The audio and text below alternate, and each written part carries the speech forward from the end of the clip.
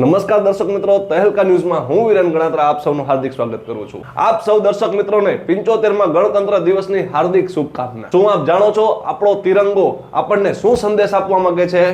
આપણો આ તિરંગો આપણને બલિદાન, દેશભક્તિ, ત્યાગ અને શાંતિનો સંદેશ આપવા માંગે છે। તો દર્શક મિત્રો, આપણે આપણા આ તિરંગા સંદેશનું જરૂરથી પાલન કરવું જોઈએ। હમણાં થોડા દિવસ પહેલા આપણા પ્રભુ શ્રી રામની પુનઃ પ્રાણ પ્રતિષ્ઠા આપણે કરી, ત્યારે આ પ્રાણ પ્રતિષ્ઠામાં આપ સૌનો કેવો ઉત્સાહ અને ઉમંગ અને એનો જોશ જોવા મળ્યો હતો।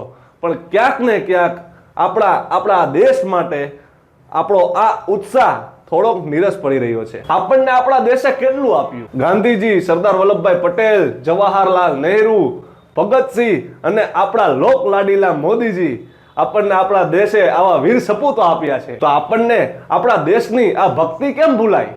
મોદીજીએ ન તો ભૂતો ન ભવિષ્યથી એવા સુંદર પ્રજાજોગ કાર્યક્રમો કર્યા, જેના આપણે સૌ સાક્ષી છીએ। આજથી આપણે સૌએ સાથે મળીને પ્રતિજ્ઞા લેવાની છે કે ભક્તિ હોય કે દેશભક્તિ, આપણે સૌએ સાથે મળીને આ દેશ પ્રત્યે યોગદાન આપવાનું જ છે। જય હિન્દ, જય ભારત, જય જય ગરવી ગુજરાત।